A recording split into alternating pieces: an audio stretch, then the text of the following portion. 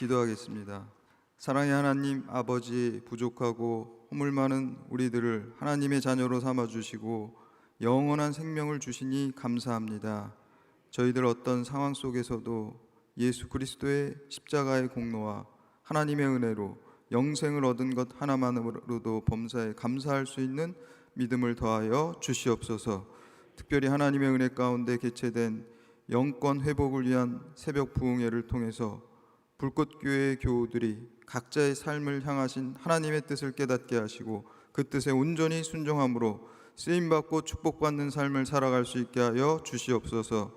이 시간 예배드리는 모든 성도들의 영혼이 잘된 같이 범사가 잘되고 강건한 축복을 얻게 하여 주시옵소서. 축복의 통로로 쓰임받게 하여 주시옵소서. 전용재 감독님과 공성훈 담임 목사님께 영권, 물권, 인권을 허락하시고 강동님께서 모세와 같이 기도의 손을 들을 때 담임 목사님께서 여호수아와 같이 승리하게 하여 주시옵소서. 또한 부교육자들과 장로님들과 모든 교우들이 주님 안에서 하나 되고 합력해서 불꽃교회의 주인이 되시고 머리가 되시는 예수님의 뜻을 이루어갈 수 있게 하여 주시옵소서. 이 시간 마음과 정성을 다해서 하나님께 예물을 드립니다. 하나님 기쁘게 받아 주시옵고 바치는 모든 손길들을 축복하여 주시옵소서. 그들의 삶 가운데 오병이어와 같은 놀라운 기적의 역사가 있게 하여 주시옵소서. 이 물질이 사용되는 곳마다 하나님 나라가 확장되게 하시고 영원 구원의 역사가 일어나게 하여 주시옵소서. 예수님의 이름으로 기도드렸습니다. 아멘. 할렐루야.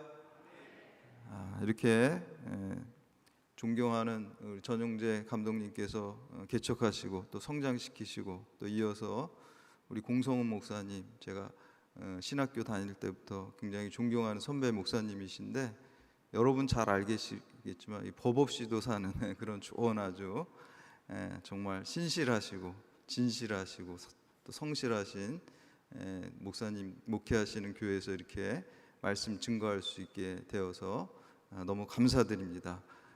덴마크의 어떤 마을에 그 서커스 공연단이 들어왔습니다. 우리나라도 옛날에 동춘 서커스단이 있어요. 요즘에는 그런 서커스단이 없지만, 그래서 이렇게 마을 다니면서 서커스 공연을 했는데요. 그 공연을 하다가 갑자기 화재가 났어요. 공연하다 보면 서커스에 이렇게 불 같은 것도 있고 뭐 이렇게 그런 걸 하잖아요. 그래서 불이 나가지고 화재가 막 나니까 거기서 사람들이 그 불을 끄려고 하는데 도저히 그 사람들로서는 이 화재를 다 끌 수가 없었어요. 그래서 마침 무대에 나가려고 준비하고 있던 광대 피에로가 있었습니다. 단장이 피에로를 불러다가 옆마을에 가가지고 빨리 이 불났으니까 좀 화재 진압하는 것 좀 도와달라고 도움을 요청해라. 그래서 이 광대가 그냥 분장 다 한 채로 옆마을에 달려가가지고 지금 서커스단의 공연장에 불이 났는데 이게 불이 퍼지면 이 마을까지 다 불이 번질 수 있으니까 빨리 와서 불 끄는 거를 좀 도와달라고 이렇게 막 호소를 했어요. 근데 이 사람들이 어떻게 된 게, 그러면 심각하게 듣고 얼른 거기를 따라가야 되는데, 야 진짜 연기 잘한다, 사람들 끌어모으려고 진짜 홍보 수법도 이제 다양하다. 그러니까 이제 광대는 답답한 거예요. 진짜 불이 났는데. 그래서 이거 홍보하려고 그러는 거 아닙니다. 진짜 불이 나서 여기까지 불이 다 번지면 다 위험하게 됩니다. 그래서 애걸복걸하는데 그러면 그럴수록 사람들은 더 기뻐하고 너무 그럴싸하게 연기한다 그랬어요. 그러다가 결국에는 불이 다 번져서 그 마을까지 다 잿더미가 되었다라는 그러한 이야기입니다. 어떻게 보면 이 세속화된 시대에 우리가 믿음에 대해서 얘기하고 하나님에 대해서 믿지 않는 사람들한테 얘기할 때 이 어릿광대와 같은 답답함을 우리가 느낄 수가 있습니다. 그래서 예수님께서 이러한 시대를 진단하시기를, 이 시대가 피리를 불어도 춤을 추지 않고 애곡하여도 가슴을 치지 않는 시대다라고 이렇게 진단하셨습니다. 그리고 처방을 우리가 비둘기같이 순결하고 뱀같이 지혜로워야 된다, 이렇게 말씀을 하셨습니다. 그래서 오늘 이 시간에 우리가 영권 회복을 위한 이러한 새벽 기도회를 갖게 되는데, 믿음이 무엇인지, 우리가 믿음 생활하면서도 체계적으로 그 본질을 놓치고 살 때가 많이 있습니다. 그래서 성경에 근거해서 제가 한 7가지 정도 이렇게 말씀드리려고 합니다. 예전에 보니까 그 자기계발서 책 중에 성공하는 사람들의 7가지 법칙이 있더라고요. 그래서 제가 그거를 이렇게 생각하면서 제목을 이거 달라 그럴 때 믿음의 7가지 본질 이렇게 제목을 줄까 하다가 7가지를 뺐어요. 깜짝 놀라서 가지고 교회 안 나오실까봐 7가지 언제 다 듣나 이렇게 하실까봐 7가지를 살짝 뺐어요. 이제 이미 오셨으니까 여기서 제가 이제 드러냈습니다. 7가지 간단하게 시간을 맞춰서 그래도 하겠습니다. 첫 번째는 믿음은 보이지 않는 것을 믿는 것입니다. 우리가 보이는 것을 믿는 것은 이제 자연과학이라 그러죠. 자연과학에서는 보이는 것, 물질적인 것들을 대상으로 합니다. 그러나 믿음은 보이지 않는 것, 우리가 초월적인 것들을 믿음의 대상으로 삼습니다. 보이는 것에 대해서는 우리가 그거를 지식이라 그래요. 그리고 보이지 않는 것을 믿을 때는 그것을 우리가 이제 믿음이라고 하죠. 그래서 보이지 않기 때문에 우리가 믿는 것입니다. 그래서 이 지식과 믿음을 구별을 해야 돼요. 그래서 이거에 대해서 실마리를 제공하는 게 16세기에 여러분들 갈릴레오 아시죠? 갈릴레오 갈릴레이. 그 사람이 이제 지동설을 주장을 했는데 당시 카톨릭 교회에서는 이제 천동설의 입장을 가지고 있었어요. 그러니까 교회 입장과 반대되니까 종교 재판을 열어서 너 그 지동설 그거 주장하는데 그거를 부정해라. 그러면 살려주고 그렇지 않으면 너를 화형에 처하겠다. 그러니까 얼른 갈릴레오가 아유 천동설이 맞습니다. 그러고 부정을 했어요. 그리고 이제 풀려났어요. 근데 브루노라는 사람은 동시대 사람인데 자기의 신앙이 있었어요. 그 신앙을 가지고 고백하는데 교회 입장과 조금 틀렸던 거예요. 자기 체험이 있고 그런 신앙인데 그래서 그 신앙을 너 포기해라. 그러니까 이때 브루노가 내가 이 신앙을 포기한다면 나는 아무것도 아닙니다. 이 신앙과 함께 이 신앙을 증거하기 위해서 저는 죽겠습니다. 그래서 실제로 그 사람을 화형시켜서 죽었어요. 실제로 있었던 역사적인 사실입니다. 두 사람의 차이가 뭘까요? 갈릴레오는 자연과학적. 우리가 1 더하기 1은 2 때문에 죽을 필요는 없어요. 물질 세계에 돌아가는. 그러나 우리가 믿는 신앙을 우리가 부인하면 그 신앙이 온전히 증거될 수가 없어요. 그래서 우리는 그 신앙으로 해서 죽는 것이죠. 그래서 우리가 지식과 신앙을 구분해야 된다는 거예요. 전도하다 보면은요, 어떤 사람 그런 사람을 만난 적이 있어요. 그 믿음의 세계를 좀 보여달라는 거. 자기는 보이는 거 아니면 안 믿겠다는 거예요. 그러나 지금 말씀드린 것처럼 보이지 않기 때문에 믿는 거예요. 물리적으로 증명이 불가능하기 때문에 믿는 거예요. 그래서 교부 중에 터툴리안이라는 사람은 나는 불합리하기 때문에 믿는다. 그렇게 얘기를 했어요. 그러니까 합리적이면 믿을 필요가 없죠. 그렇죠? 합리적이면 지식으로 알면 되지 굳이 믿음을 사용할 필요가 없어요. 우리가 이성적으로 삼위일체 하나님 이성적으로 다 이해가 되나요? 보이지 않는 하나님, 셋이면서 하나이고 한 분이시면서 세 분이시고 우리가 이성적으로 잘 이해가 되지 않기 때문에 믿음을 사용하는 것입니다. 2017년에 개봉된 그 미국 영화 중에 오두막이라는 영화가 있습니다. 이거는 실화를 바탕으로 만든 영화예요. 그래서 제가 이제 섬기는 교회가 경찰대학 교회인데 저희 교회에서도 한 2년 전에 오후 예배 때 주일 오후에 교우들이 다 교회에 모여서 그 영화를 상영해서 같이 봤어요. 참 은혜스러운 영화입니다. 근데 그 영화에 보면은 어떤 부부가 3남매 자녀, 어린 자녀들을 기르는데 그 엄마가 굉장히 바빠가지고 그 어디 가족들이 놀러 가는데 같이 캠핑을 못 갔어요. 그리고 아빠가 그 딸 둘하고 아들 하나인데 이 3남매를 데리고 캠핑장에 갔어요. 근데 이제 큰애 둘이 호숫가에서 놀다가 갑자기 물에 빠졌어요. 그러니까 그 아이들을 구하려고 그냥 아빠가 막 뛰어가고 정신없이 막 하다가 그 아이들을 물에 빠진 아이들을 겨우 구해놨어요. 구해나고 와 보니까 제일 막내가 어린 그 유치원생 같은 딸인데 그 아이가 없어진 거예요. 그냥 난리가 났죠. 그 어린 딸이 없어져가지고 막 찾다 보니까 도저히 못 찾아서 경찰에 신고하고 찾는데 나중에 보니까 그 산속에 있는 오두막에 그 성범죄, 아동 성범죄하는 사람이 그 딸아이를 잡아가가지고 거기서 성추행을 하고 그 오두막에서 이제 살인한 사건이에요. 그 가정이 어떻게 되겠습니까? 그 어린 딸이 성추행을 당해서 죽었으니까 가정이 완전 깨질 수밖에 없겠죠. 사람 사는 것 같지가 않고 부부 사이에도 멀어지고 그 아이들도 이제 우울하고 가정이 완전히 파괴됐어요. 그래서 이 아빠가 너무너무 괴로워가지고 그 오두막이 상처의 현장이잖아요. 자기 딸이 죽은 현장에. 거기를 혼자 차를 몰고 가기 시작했어요. 차를 몰고 이렇게 가다가 이제 그 영화에서는 그 사람의 의식은 그냥 끝까지 오두막을 쭉 가는데 사실 실제 상황은 큰 트레일러가 와가지고 그 차를 박아가지고 이제 혼수 상태에 빠진 거예요. 근데 이 사람의 의식은 자기가 계속 가는 거예요. 근데 그 오두막에서 누구를 만나? 하나님을 만나게 돼요. 삼위일체 하나님을 만나게 되고, 그리고 딸을 이렇게 이제 보여주는 거예요. 딸이 이렇게 지금 천국에서 잘 놀고 있는 걸 보여주는 거예요. 그래서 그 딸을 보고 그 하나님이 물어봐요. 너 지금 딸한테 바로 갈래? 아니면은 너 다시 세상에 돌아갔다가 살 만큼 살다가 이제 연령이 돼서 다시 올래? 그러니까 이제 물어봐요, 그 아빠가. 제가 다시 세상에 갔다 오면 딸이 너무 오래 기다려야 되지 않을까요? 이렇게 물어보니까 천국은 안 그래. 하루가 천년 같고 천년이 하루 같아서 너 갔다 와도 딸 별로 그렇게 오래 기다리는 거 아니다. 그러니까 그럼 제가 다녀오겠습니다, 세상에. 그래서 이제 세상으로 돌아가고 실제 상황은 병원에서 혼수 상태에서 깨어나는 거예요. 그래서 깨어나서 무슨 얘기를 하면 내가 천국을 받고 하나님을 만났고 이 얘기를 하는 거예요. 그 체험을 뭐라 그러면 주관적인 체험이라 그래요. 주관적인 체험.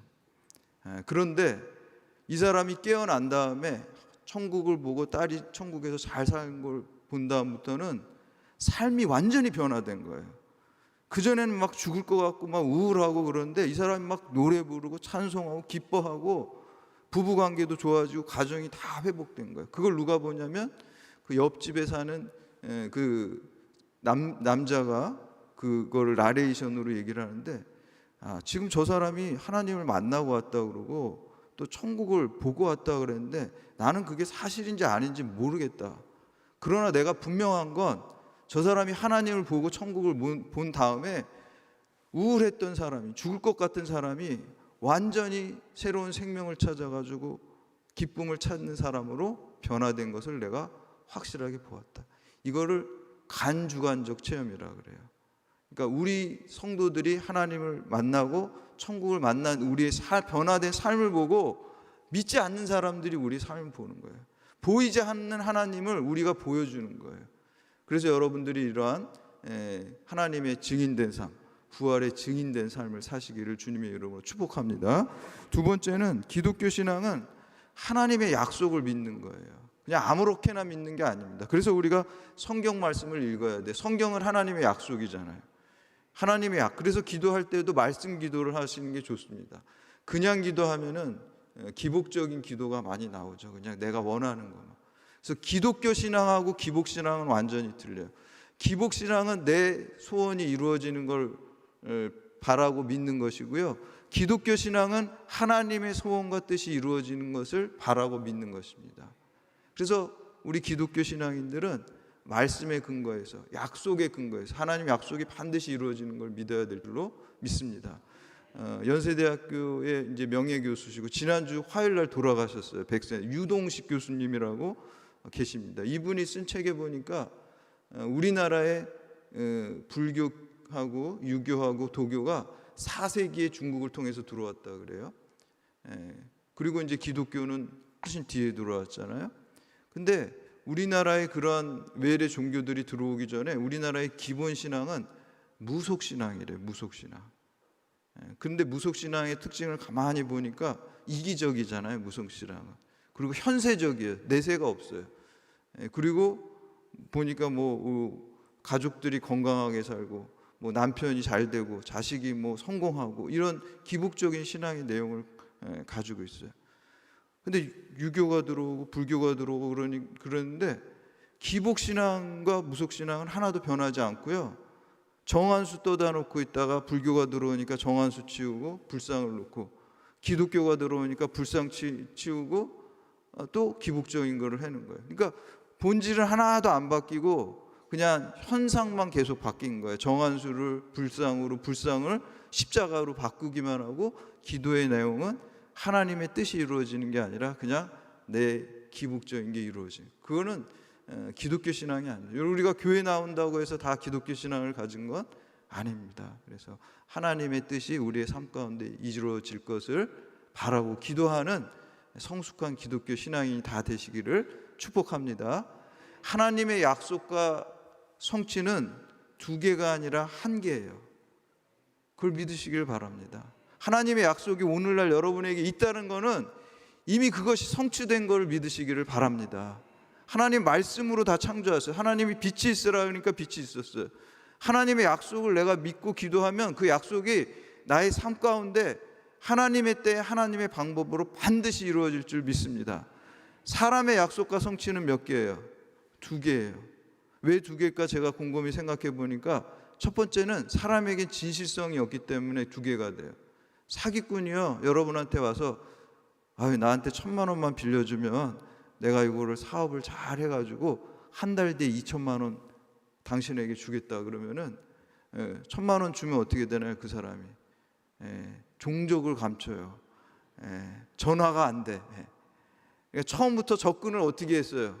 진실성이 없잖아요. 사기치려고 접근했어요. 그러니까 약속을 했잖아요. 분명히 한 달 뒤에 2,000만 원 주기로 약속을 했잖아요. 진실성이 없으면 약속이 성취가 안 돼요. 이루어지지가 않아요. 또 한 가지는 사람은 왜 약속을 못 지키냐면요, 왜 두 개냐면요, 그러니까 약속이 지켜져야 지켜지는 거예요. 능력이 없기 때문에 그래요. 능력이. 정말 진실한 사람이 있어요. 여러분 친구 중에 그 친구가 야 나한테 1,000만 원만 꿔줘. 내가 한 달 뒤에 좋은 사업이 있어가지고 해가지고 너한테 2,000만 원 내가 갚아줄게. 이렇게 약속을 했어요. 근데 그 친구는 정말 진실한 친구, 정말 그렇게 하려고 그랬어요. 근데 사업을 하다 보니까 사업을 쫄딱 망했어요. 그럼 어떻게 해요? 그 약속을 지킬 수가 없어요. 진실성은 있지만 능력이 없기 때문에 그걸 할 수가 없네요. 그럼 하나님은 어떻습니까? 하나님은 진실하신 하나님이고요, 하나님은 전능하신 하나님입니다. 그렇기 때문에 하나님의 약속이 오늘 나에게 있다는 것은 그거는 이미 이루어진 줄 믿으시기를 바랍니다.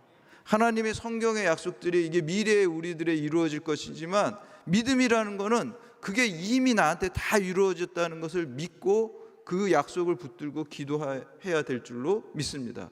그러니까 우리가 해야 될 거는요, 하나님의 약속이 100% 이루어진다를 믿는 거고요, 그리고 그것을 놓고서 성취되기를, 이루어지기를 기도하는 것이 우리가 해야 되는 일입니다. 세 번째는 기독교 신앙은 5가지 신앙의 내용을 믿어야 돼요. 창조 신앙, 임마누엘 신앙, 십자가 신앙, 부활 신앙, 종말 신앙, 이 5가지를 반드시 믿어야 될 줄로 믿습니다. 종말 신앙은 다른 말로 내세 신앙이라고도 할 수, 왜냐하면 종말이 내세가 되고요, 또 심판 신앙이라고도 할 수 있어요. 창조 신앙 여러분 다 잘 알죠. 하나님이 창조하신 거 믿어야 되고요, 하나님 임마누엘 신앙, 하나님이 우리와 함께 하시는 거 믿어야 되고요, 십자가 신앙, 우리가 오직 십자가를 통해서만 구원받는다는 것을 믿어야 되고요, 5번째는 부활 신앙.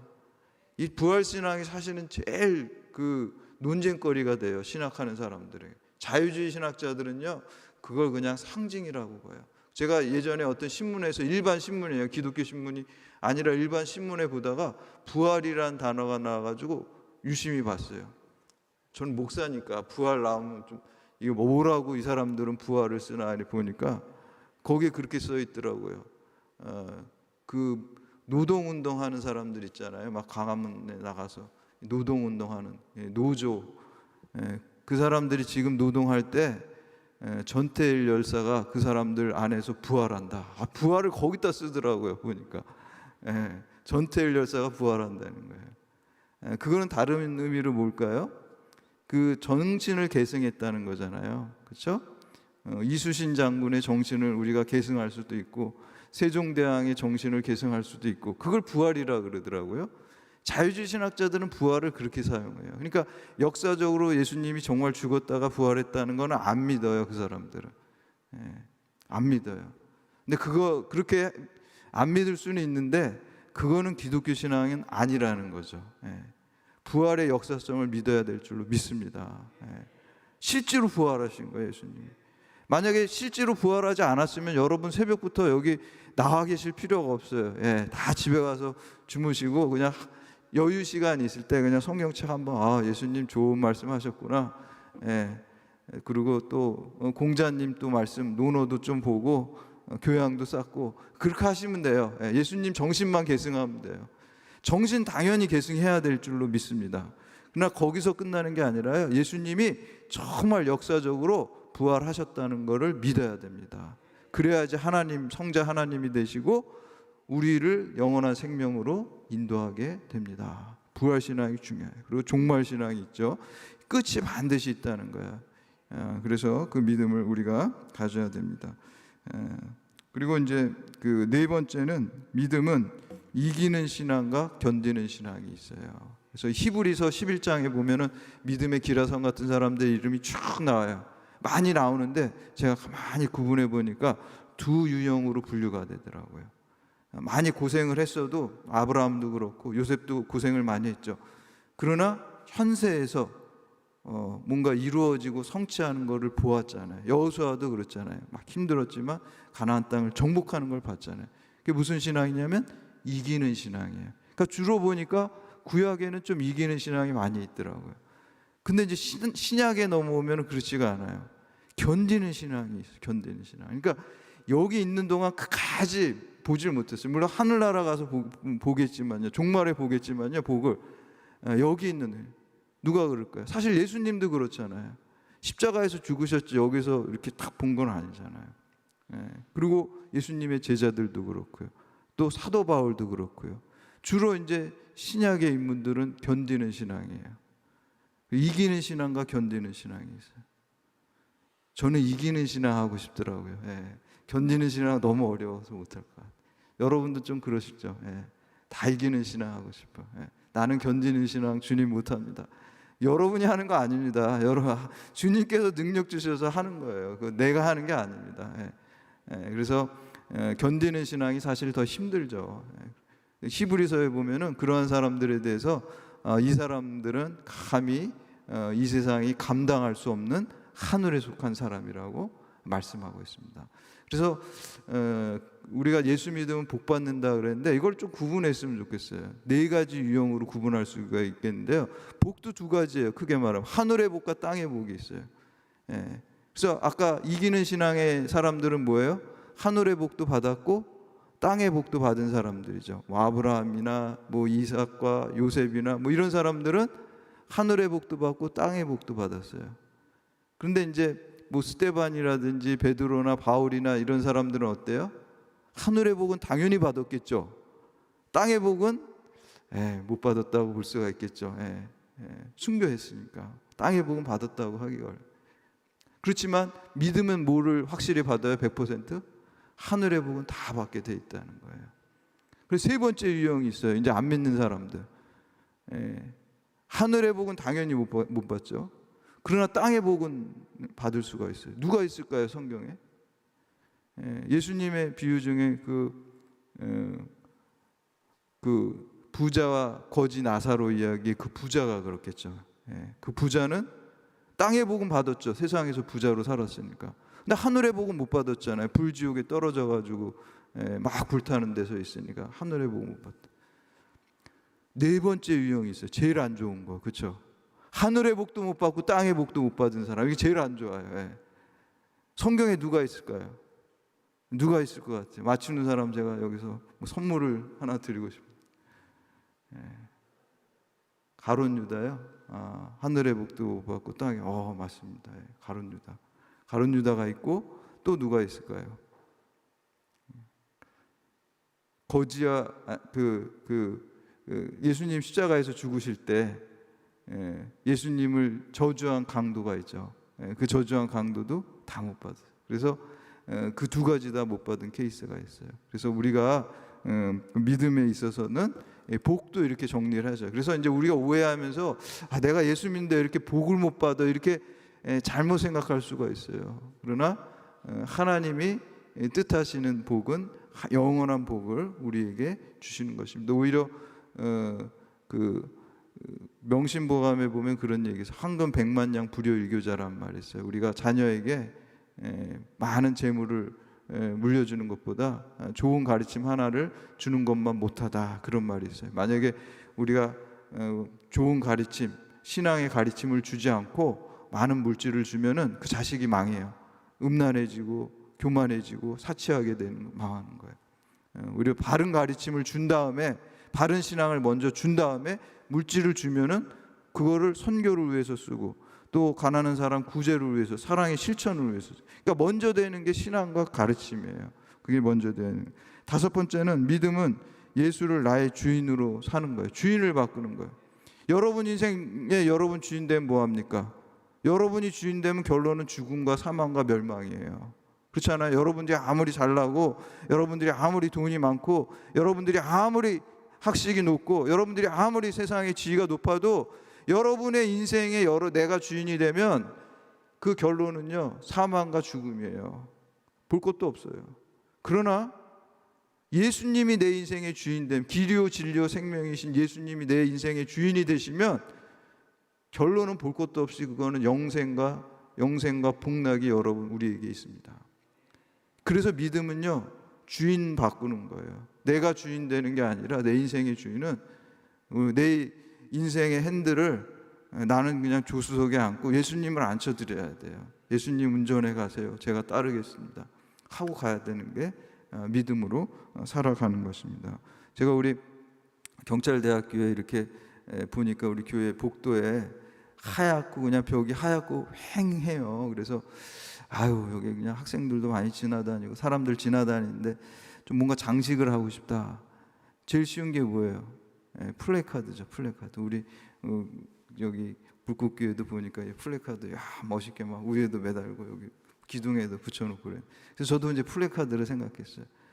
그래서 이제 영어로 좀 멋있게 있어 보이려고 뉴 라이프 이렇게 해가지고, 이전 것은 지나갔더니 이제 새 생명이다 이렇게 해가지고 성경 구절 써가지고 이만하게 이제 인터넷에서 찾아가지고 그 뉴 라이프 해가지고 그냥 그거를 했단 말이에요. 근데 실물을 딱 받아보니까 제가 너무 실망을 했어요.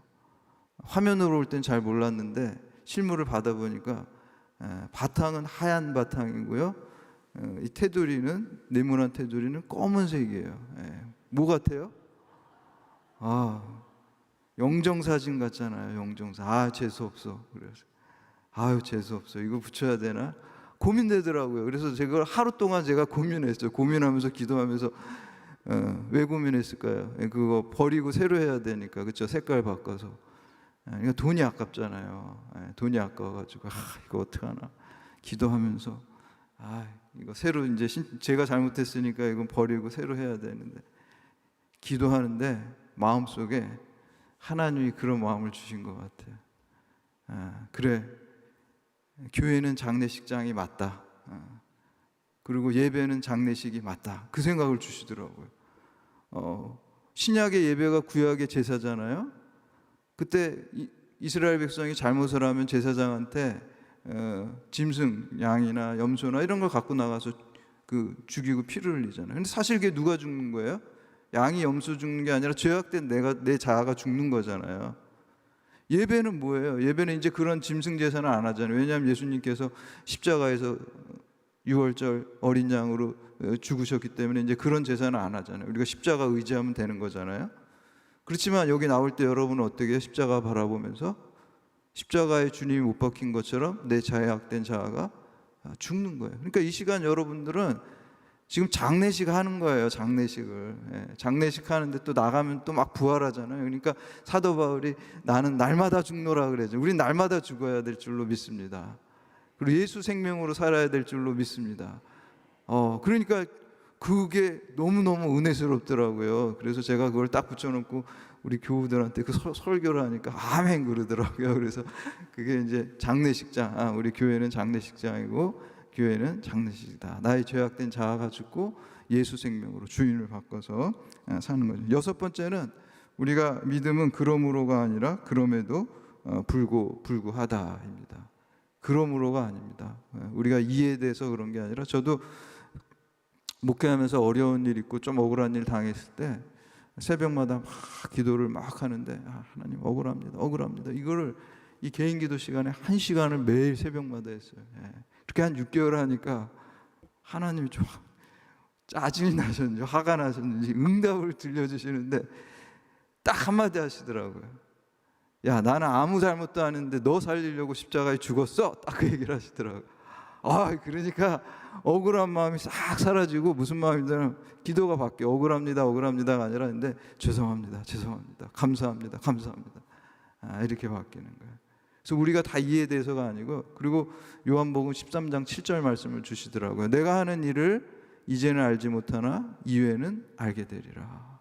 그러니까 그러므로가 아니라 그럼에도 불구하고 하나님 말씀이기 때문에 우리 고난 가운데도 그리스도인은 주 안에 있으면은 그게 다 합력해서 선을 이루어 가실 줄 믿습니다. 제가 예전에 명절 때 처갓집에 가니까 저희 처남이 어른인데 포즈를 하고 있더라고요. 저는 포즈를 저는 초등학교 때 하고 포즈를 안 했어요. 근데 이제 초등학교 때 그런 수준의 포즈가 아니더라고. 1000피스짜리 1000피스. 조각이 1000개예요. 거기다 무슨 다 완성된 그림이 무슨 중세 고성인데, 더 결정적으로 제가 놀란 거는 흑백 사진이었어요. 흑백 사진. 구별이 안 돼. 이게 어디에 속하는지. 저는 믿음은 그런 것 같아요. 퍼즐 하나 갖고서 지금 내가 이해가 안 되는 부분이죠. 이게 어딘지 언제 알 수 있을까요? 퍼즐 다 맞춘 다음에 알게 돼요. 이게 문짝이었구나. 이게 성의 깃발이었구나. 여러분, 우리가 예수 안에 있고 우리 마음이 순수하게 주님을 향하고 있으면은 모든 것이 합력해서 선을 이루어갈 줄 믿습니다. 지금 여러분의 이성으로 머리로 이해가 안 되지만 퍼즐이 다 맞춰지면 그게 그때 이게 이거였구나라는 걸 알 수 있는 것 같은 거예요. 그래서 그러므로가 아니라 그럼에도 불구하고요. 다니엘의 세 친구도 그렇잖아요. 그리 아니하실지라도 내가 여호와 하나님을 경배하고 찬양하는, 그게 믿음이에요. 마지막으로 7번째, 믿음은 나의 모든 것을 올인하는 것입니다. 그냥 부분 이렇게 드리는 게 아니라 모든 것을 올인하는 거예요. 구약에서 이 믿는다라는 게 바타흐라는 히브리어 단어예요. 바타흐는요, 기댄다, 의지한다는 뜻이에요. 기대는 거예요. 제가 초등학교 때 아이들이 놀이를 하는데 남자애들은 좀 와일드하잖아요. 어떤 놀이? 야, 너 눈 감고 뒤로 이렇게 꼬짝 누워. 그럼 우리가 뒤에서 딱 받쳐줄게. 이렇게 하는 거예요.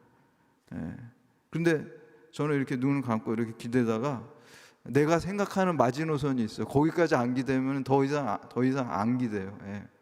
믿는 거예요? 안 믿는 거예요? 안 믿는 거예요. 얘네들 안 믿는 거예요, 지금.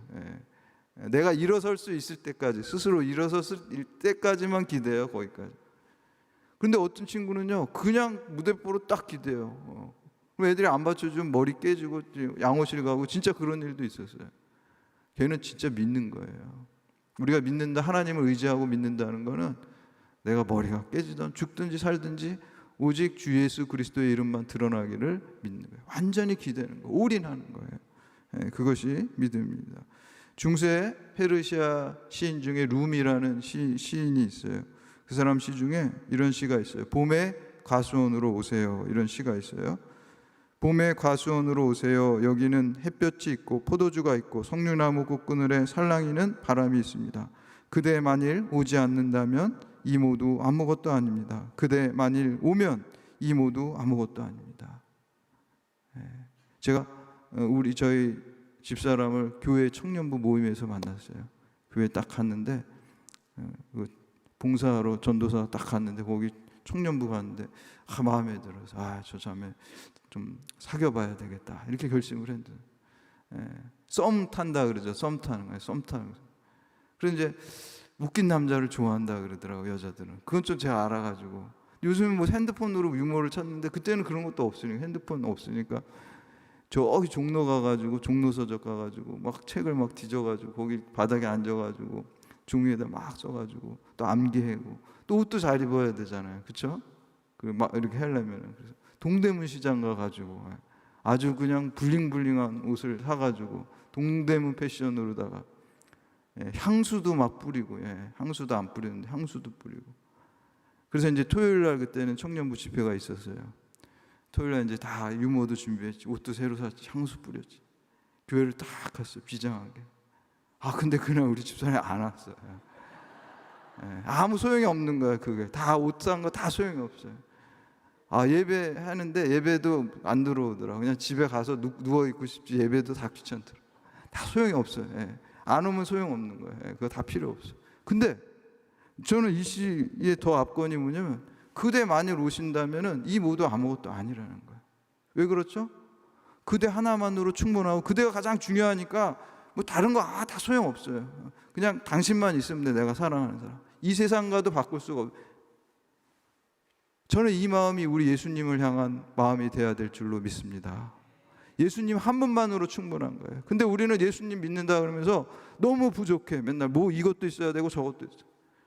주님께서 우리에게 영원한 생명을 주셨고 영생 복락을 약속하시고 주셨는데 너무 부족한 게 많아요. 여러분, 주님 한 분만으로 충분한 믿음을 고백을 하시기를 바랍니다. 그래서 우리가 오직 예수, 주님께만 올인하는 믿음, 그것이 진짜 믿음입니다. 그래서 믿음을 가지고 여러분만 믿으라고 부르신 건 아니죠. 이 믿음을 널리 증거하고 전파하는 여러분들 다 되시기를 주님의 이름으로 축원합니다. 기도하시겠습니다. 사랑의 하나님, 부족한 우리들을 당신의 자녀로 삼으시고 영생을 주시니 감사합니다. 예수님 한 분만으로 충분하다는 참된 믿음으로 하나님 기쁘게 하고 또 상받는 믿음의 자녀와 불꽃교회 모든 성도들이 다 될 수 있게 하여 주시옵소서. 예수님의 이름으로 기도드렸습니다. 아멘. 이제 이 시간에 오늘 그 주신 말씀을 우리가 마음에 새기면서 그 말씀이 이루어지기를 간구하기를 바랍니다. 그래서 이 시간에 우리가 주여 3번 부르시고 다 같이 합심해서 기도하고 개인 기도하시고 자유롭게 돌아가시기를 바랍니다. 주여, 주여, 주여.